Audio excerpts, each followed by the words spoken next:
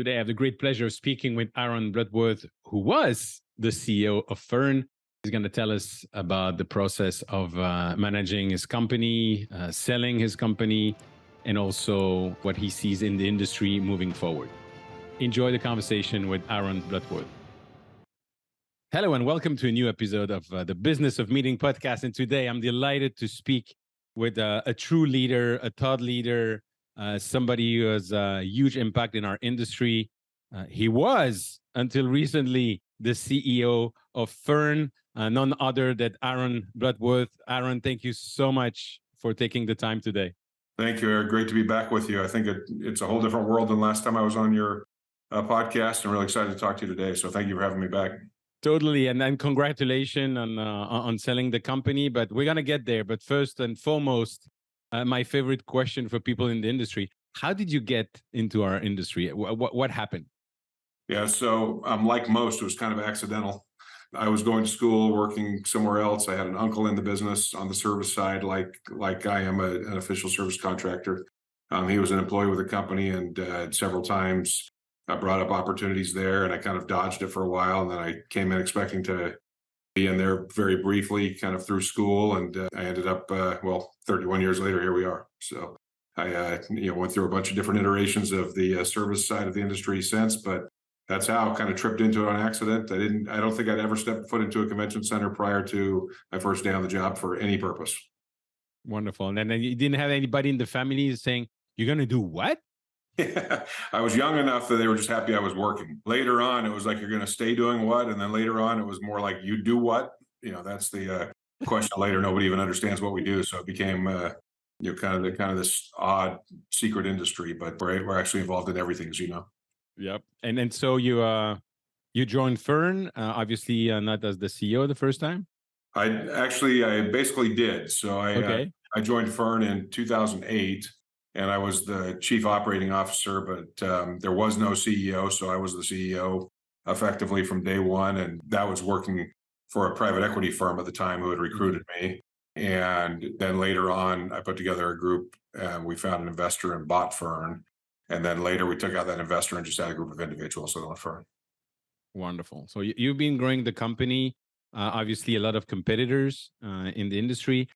What differentiate your company, and what did you do so that and the customers and the people working within Fern would understand your differentiation? Yes. So Fern, and long before I joined Fern, I knew about Fern. Everybody knew about Fern. Fern's this storied company, 115 ye's old almost now. So 99 of those years, I had nothing to do with it. I had observed it for several years, and Fern's just this great, solid, kind of stalwart in the industry.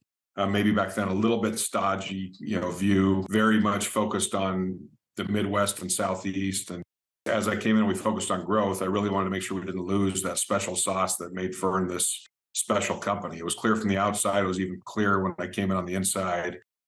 Really, a lot of people that just organically cared about the business and the customers, were motivated by the right things.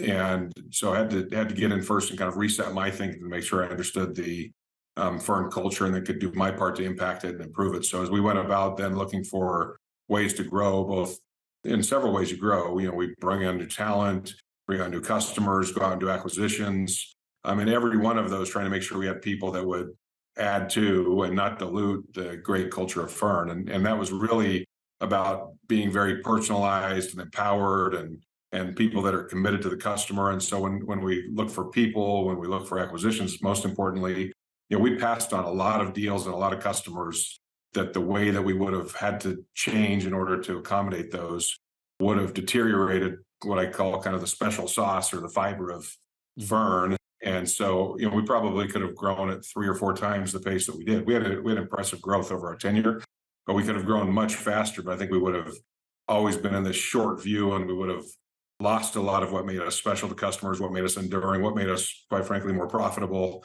et cetera, was, that we really maintained that focus. And so Fern is a different company. And I think it really comes down to the people. And we've been careful to say, hey, we need more people as we grow. We need more geography as we grow.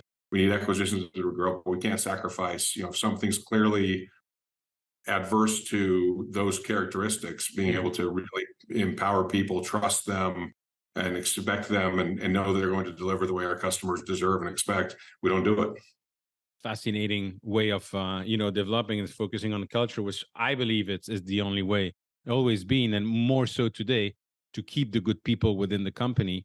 I recently read a book from Simon Sinek called The Infinite Game, and he is insisting on cultures and values, and he's also mentioning a point with which I totally agree.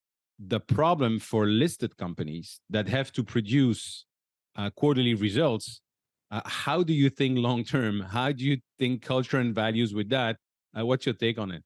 Yeah, so I've had kind of the unique experience of being in a family business, a public company, private equity owned company, private company, and so I've kind of seen the pluses and minuses in both. And what you just brought up is one of the big challenges is with any type of big corporation, but especially a public company, is you have very good access to capital. You have a different, usually positive impression from the outside, but there are some big trade-offs. You lose the ability to think long-term. In a lot of cases, you're making decisions in reaction to the way an analyst or a group of analysts or the market or a big shareholder or some institutional shareholders are going to react to your results. Your strategy seems to be quarter to quarter to quarter at best versus, a 5-year, 10-year, not caring what happens in a quarter because it's the right thing for the business. So there are some trade-offs, and it's a dynamic that I think is clearly positive in a lot of ways. I'm happy that in my business, for the most part, we've been able to think long-term, make decisions, that we knew would have an impact for, years or even decades in some cases, not have to worry about how somebody was going to react, and we'd have to hurry and bow down to whatever their wishes were. Yeah. And then a few years ago, there was this thing called pandemic. What are you talking about? Right? Let me remind you. Just go back to our last episode. You can hear all about it. Exactly. How did you face the pandemic when it comes to people and culture? Yeah, so it was the whole pandemic, but especially the beginning, was a miserable experience because, when you're focused on culture and building a team and really a lot of your entire embodiment of your business is those people, it becomes excruciating when you have to make decisions that impact those people. And we were, it got the first 3 to 5 months of the pandemic went from us having to temporarily furlough people, to temporarily cut pay, to pull back benefits, to lay people off, to lay off more people, to have those people working on a little bit of pay, and just doing as much as you can to keep as many people who'd invested their lives in our business engaged. For 2 reasons. One, we cared about those people. We knew they were the embodiment of our business, and we knew they were important to our customers. And also, selfishly, we wanted to be able to restart at some point. So it was, kind of twofold, but really an excruciating experience. But our focus had been to keep as many people employed at whatever level we could, with a priority on those that directly touched the customer, because we knew having those relationships would allow us to restart and bring other people back.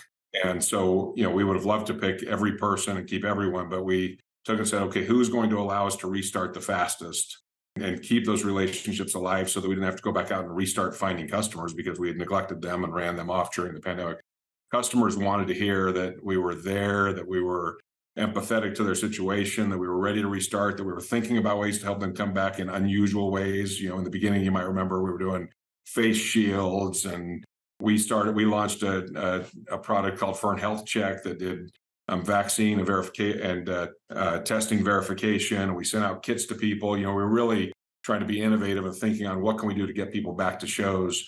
But the most important thing was people knowing that there were still people at Fern that cared about their business. And so we were very focused on keeping as many of the people that were touching customers in place, even if it was at a little level, so that the customer knew, hey, when we're ready to come back, Fern's ready to come back, they're going to be there with us. And that was our primary focus. Of course, behind the scenes was like, what do I need to do to make sure that financially we can survive and live? And so I was working with lenders and, bankers and investors and trying to make sure that we weren't doing that all just wasting our time, which often it felt like.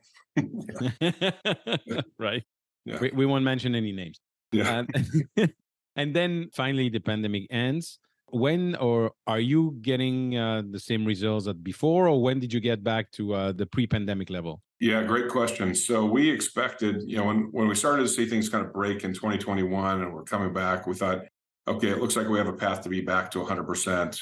in the middle of 24. So roughly, 9 months from today. What we did not expect, even though it was the fruits of our strategy, was our customers came back faster. And because we were there working to be available and responsive and empathetical and leading, we won a lot of business during the pandemic as well. So, you remember if in early 21 you're signing business, like the celebration was pretty short because you're like, I signed a contract, but there's no shows. So great, I have a contract, but that doesn't mean anything. But we were there when people had changes with their current provider. In a lot of cases, our person was still there and said, hey, I've been talking to you for 10 years. Now you've got to break in your relationship, sign up with us. We're ready to go. As soon as things get going, we'll be servicing your show and things will be great. And we won a lot of new business during the pandemic. So as a combination of our customers coming back strong, us having focused on some new products and services during the pandemic, and then us winning new business, at the end of 22, we were at record revenue. And 23 will be a record revenue for Fern again. So we bounced back much faster than we expected.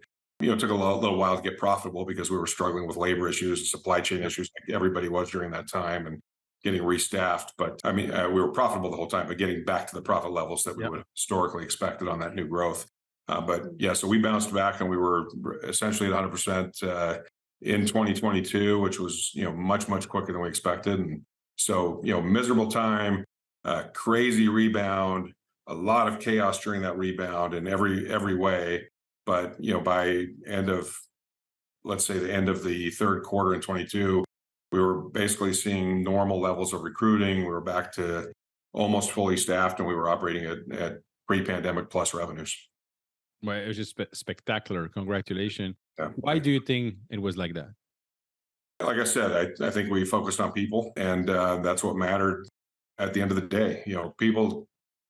People hired us because our people were out there ready to serve them. And that was, whether that was our existing customers or new customers, we were there. We were showing that we cared about the industry. We were showing that we were stakeholders in the industry. We weren't just financially here for economics. We were here because this is our community. Mm-hmm. And we were ready to go again as soon as things bounced back. People saw that, and our team responded to that, but it required a lot of additional work by our team. So I credit our team. They're shorthanded, dealing with a crazy rebound, and still juggling enough to bring on new business. It was remarkable that our team could do it. Again, impressive, and not surprised knowing you, but that is really great to hear as well. I'm speaking with a lot of people that are telling me, oh, yeah, I want to sell my company. And I always ask them, when and for how much? And then that goes to blank. Usually I got in 5 years as the classical answer, and they don't have any other information on that. What was the thought process for you and your partners, and how did that happen? Yeah. So we had talked about, when this time would be. I had several, partners that were in the business and some outside investors, like I mentioned. And, our end goal, of course, at some point was going to be to sell. It's the right thing for the longevity of the business. Like I said, a 115-year-old company, we were just in the short window of it. But we had looked at kind of our timeline and thoughts prior to the pandemic. Of course, you get into the pandemic and you're like, do we even have anything we're going to be able to sell? What's that timeline look like? If before the pandemic, you would have said, hey, you're going to go out to market and look to sell the company in 23, I would have said, yeah, that might be the right time frame.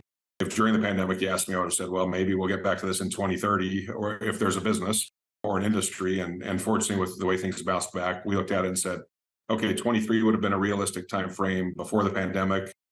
We bounced back well, given where us as individuals were in life. Most importantly, for the good of the business of our team and the fact that we had built a great team of leaders, we said, the market's good enough now, let's test it and go out. So we talked to a couple of investment bankers, hired one that went out and ran a process. And first they, of course, pitched us and told us what the market could look like. And we talked with a variety of types of potential buyers, and narrowed down to nth degree and their private equity backers, and got into the dance, if you will, of going through the process. And of course, that culminated in our transaction. But really, kind of the factors for timing are different for everybody. I think you made that pretty clear in those questions you get asked. But I think the decision time often becomes emotional, especially if it's a sole proprietor. When you've got several owners, the emotions get synthesized out of it a little bit because you've got more people pushing different directions, and it becomes a little bit easier to get aligned than when you're fighting your own self on when's the right time. It seems like it'd be easier, but I think it's harder as an individual.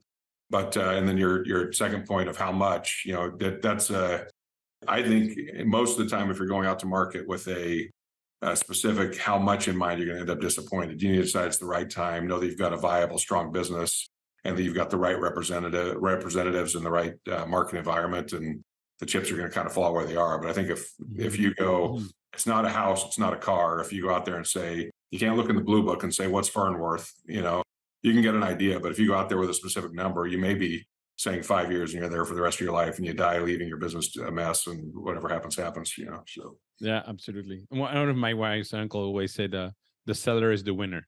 In other words, there's no ideal time. And also it depends who is interested by your business, if it's strategic buyers or someone else or someone going to get in the industry. And we had a mix of both. And fortunately, we had a few offers that were kind of in the same neighborhood. So we were able to take and say, who did we think would be good stewards of the business in the next generation? Because that was important to us, especially important to me and those that were working in the business, to say, hey, are they going to use the leadership team we've built? Are they going to treat the customers the same way? Are they going to bring more to the table? We were able to ask some of those questions, and you never know. I mean, once you sell the business, you kind of hand over the keys, and whatever happens in some respects, but you try and set it up as well as you can. And so we did look at not just the dollars in their offers, but what are these organizations? What do they bring to the table? What's the likely long-term outcome, and what does it mean for our team? Absolutely. And that's also something at a different scale, but what I'm looking at now to acquire business is what is the team inside, obviously the customer and everything, but can the business operate if the owner or the CEO is not there?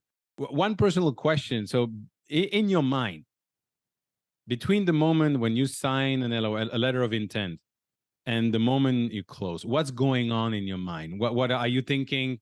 What's going to happen with the team? Are you thinking, oh, I'm going to be able to do whatever I always dreamed of? What's the thought process? Well, that last part I still haven't thought about. The first part I thought about all the time was like, hey, the process of this, what's going to happen to the team, what's going to happen to our customers. I was very, very focused on that. I spent most of my time on the process and what does this mean for people, et cetera. And I also went into this recognizing that depending on who the buyer was, I may have been with the company for years. Post-transaction, I may have been for months. And so I didn't spend a lot of time thinking, through what am I going to do in October of 23, because it could have been October of 25 before my life dramatically changed. And so I really spent most of my time focused on what does this mean for, besides the process, which is a pretty consuming thing going through a transaction the size of ours. But besides that was really, what does this mean for our team? What does it mean for our customers? How can I do my part to make sure that this is a good transition for them? I really didn't think a whole lot about the future beyond the date we were going to close. And then I could start thinking about that other stuff. Fair. The reason I'm asking the question as well is all the discussion and conversation I had with friends in EO, YPO. The most common point with people that have sold their business afterwards is that they're getting depressed because they don't know what to do. And I remember this conference, my EO Deal Exchange, where people looking at acquiring, selling, or investing in a company comes. The opening keynote is somebody who sold this company for a very, very big number. And he asked us, what do you think I did for the next 3 years? Everybody tried to find out and actually got depressed. So I'm not saying it's like that, but it's really the change between you have this huge team at this company, you're busy all the time. What is the purpose then after? What is your purpose in life after that? Yeah, so I am a little worried about that, not about becoming depressed, but just about what happens next. And so I won't lie and say that I've got this grand plan and that's that weirdo. It could be me. But I've also tried to never make the industry or the business, as much as I loved it, the entire center of my life. So I don't feel like 75% or 80% of my life, even if it was 75 or 80% of my time, as all of a sudden becomes vacant. I feel like I kept a pretty good balance of what mattered in life and where that, where my brain was at. Even if I was consumed with the business, I tried always to make sure that it wasn't the centerpiece of my existence. And I know that's hard to do. I know a lot of people that become consumed by business. It's easy to do. And then when there is a change like this, it's very hard to make that change. So I hope that kind of the way that I've approached that results in a different outcome. I could be saying all that and I'm a total idiot. And later you're going to check back with me a few months. And I'm going to say, I miss everything. I'm depressed and I was totally wrong. But I think I think my head's been balanced between business and other things. And I believe that that'll make the transition a little bit easier. Not easy, but I don't know exactly what I'm going to fill my time with. So that does create the opportunity for there to be some challenges again, because I was thinking about, could this be October 23 or October 25? I didn't give a lot of thought to it, but I do have things that I want to focus on and accomplish, some business related, mostly not. And I don't think that I'm going to jump into a deep depression as a result of not being here, but I will be thinking about the business and cheerleading from the outside as long as I'm alive, but I don't think it'll consume me.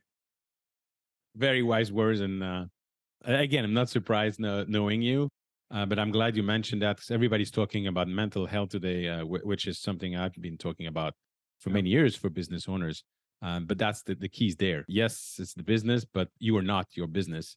And there's the family, there's other things in life that matters. I'd love to end this conversation today talking about the industry. So years ago, I had the opportunity to serve as non-exec chair for Reed Exhibitions. And I remember that at that time, I think Reed was the biggest, one of the biggest in the world, and had less than 10% of market share. So it's a very, very fragmented industry. Is it still the case today? And where do you think that people should be focusing in terms of the future of the industry? Yeah, it's a very interesting way you introduced that with your tie into Reed, because it is not as fragmented as it was. It's still fragmented, but not nearly as much as it was then. There's been more consolidation and there's bigger players than Reed ever was.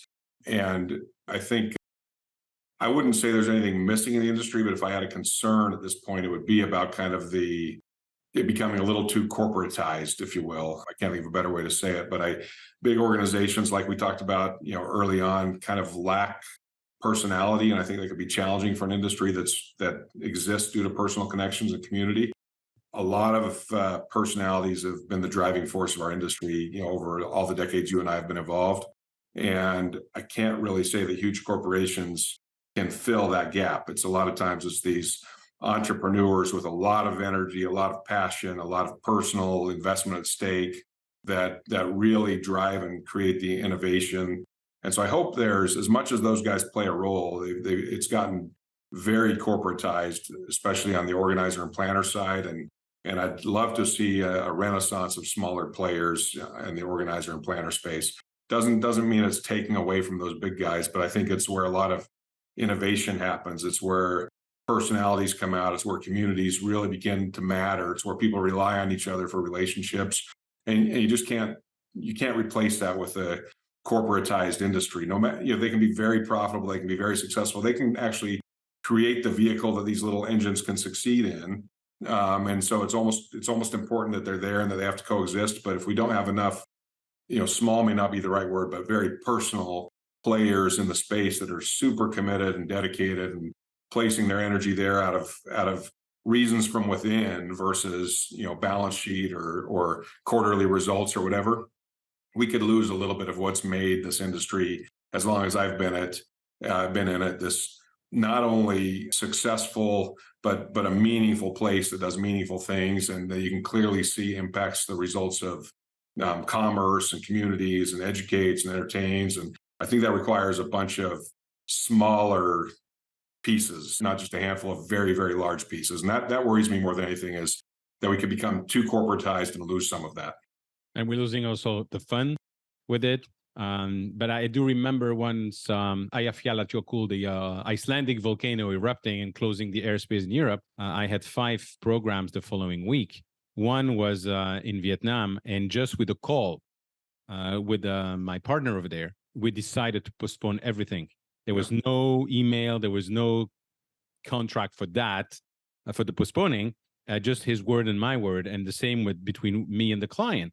And that is the type of relationship. I'm not saying you don't need, I'm not advocating for not having a contract, but this type of relationship, that's what build long-term relationship with customers. Yeah. And there's some risk there. Yep. And so that if you force me, I think the industry is doing great. I think it's always going to be great. I love the industry, what it's meant for me personally, for my team, for the company, for my family, for the trajectory of my life, et cetera. But if you force me to say something, I say, let's keep some good not young, but let's keep some some good innovators and thinkers and people that can really move things passionately involved in the business. Wonderful. Aaron, my last question. When we see each other in 1 year and we are celebrating, what are we celebrating? Well, I hope at this point it's me not being depressed based on that earlier conversation. So. No, yours and my conversations have always been about family. And at the beginning of this, before we jumped on air, we were talking about where our kids are at. I think we're going to be doing the same thing next time we talk. We're going to be celebrating the most important milestones in life, which have nothing to do with bringing groups together other than our own families. Wonderful. Thank you so much. And I look forward to seeing you in person, face to face very soon. Thanks, Eric. Aaron, thank you so much for taking the time and for telling me really what are your feelings and where your head is on now. I look forward to seeing you soon. Ladies and gentlemen, if you want to connect with me, please go on LinkedIn or join my Facebook group, www.eventbusinessformula.com/group. And if you enjoy this conversation, please share it with your network. Thank you. Bye-bye.